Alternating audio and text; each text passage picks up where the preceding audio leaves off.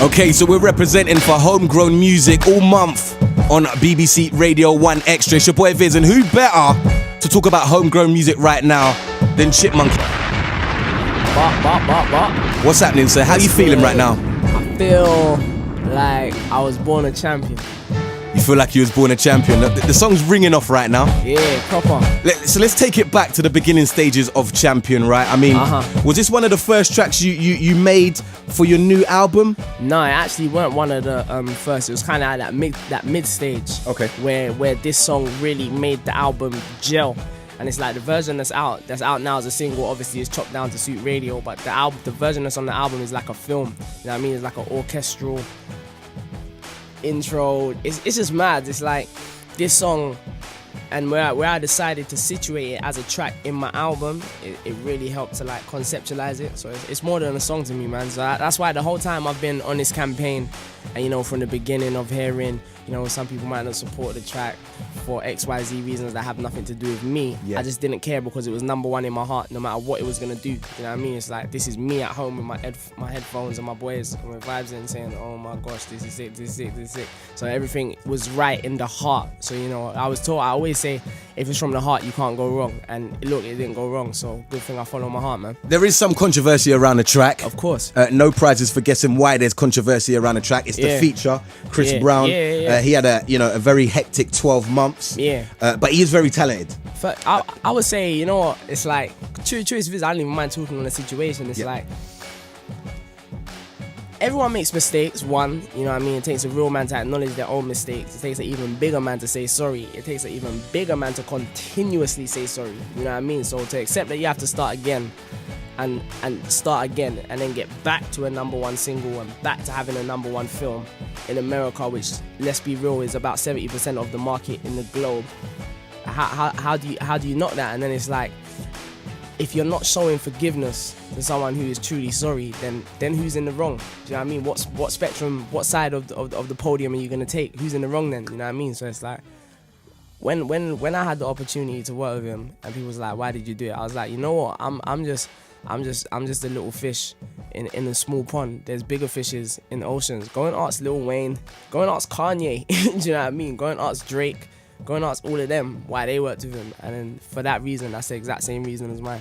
What was he like? Because obviously, you know, we've heard stories about Chris Brown. Yeah. Especially over the last 12 months. Before that, he was kind of like, his reputation, he was clean as a whistle. Yeah. Now his reputation has been tarnished.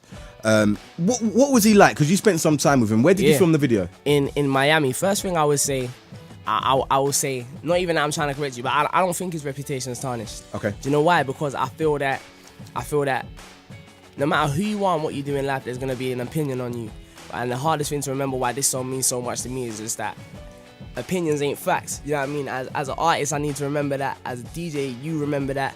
My pal Starving just remembers that, like, everybody's going to have an opinion. And it's like, once you get to that stage where you understand that an opinion is not a fact, it's like, I don't feel there's nothing that can stop you, man. You know what I mean? Me especially, like, I get the world of opinions. Yeah. You know what I mean? So it's like, once I understood, I used to spend so much time thinking like, rah, man, like, how am I gonna please these people? But then I realized, like, hold on, like, there's like 90% of people that are gonna love me if I throw my shoe in the air, that just love me, and you know what I mean, and follow me from the beginning and understand everything I'm about, everything I stand for. So if they love me anyway, like, let me work on making them loving me more.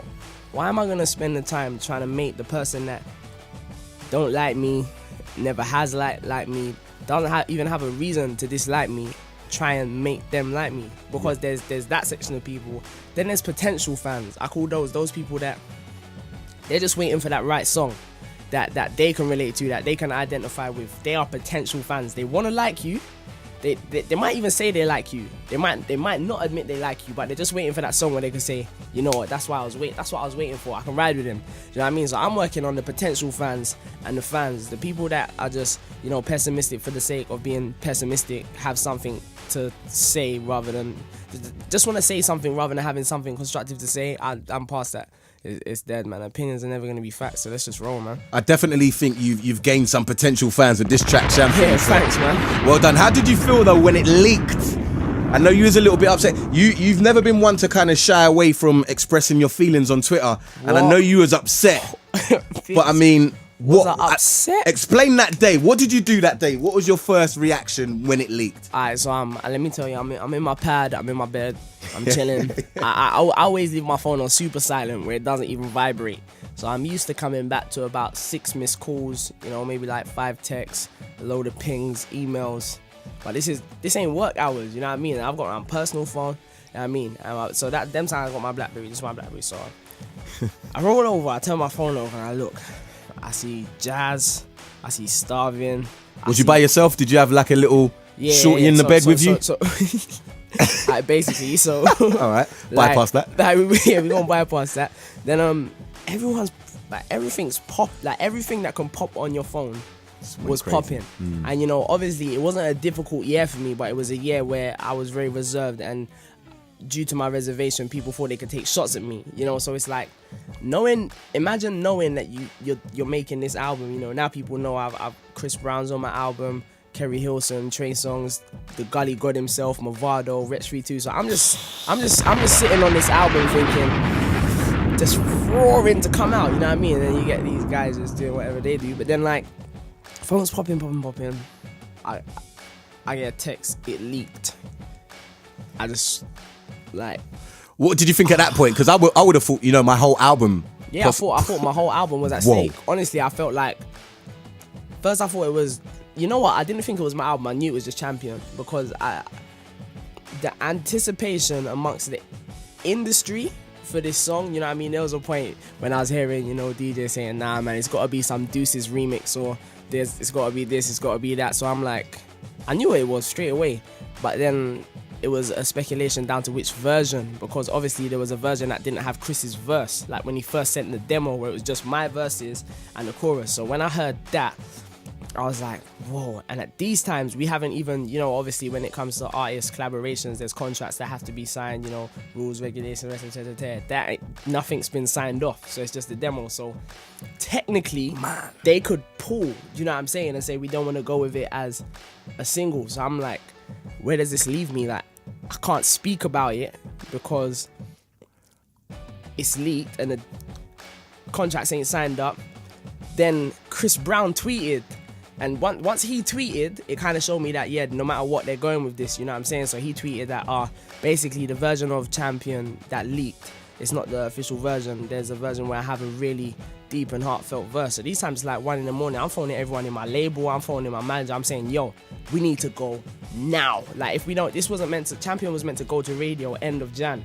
So it would have just been circuit. I said, yo, whatever we need to, if I have to stamp on some desk, if I have to fly to America myself, run up in the Jive attorney in the stateside, yo, this contract needs to get signed now. We need to do the video now. Everything needs to happen now. Or else it's just missed. It's just Champion, Chipmunk featuring Chris Brown, and it leaked. So from the leak, it was like, one thing I did get was insane love. Do you know what I mean? Like, yeah, radio stations playlisting the leak. So that's when I knew, like, this song meant something. And I think when people heard that Chipmunk and Chris Brown had a song, they was just thinking it was gonna be a song, you know, at a target audience of females, maybe just like a fluffy conventional pop song, which we could have done, you know what I'm saying? But it's like, when they heard the song, it was like, if you don't like me and you don't like Chris, you like the song.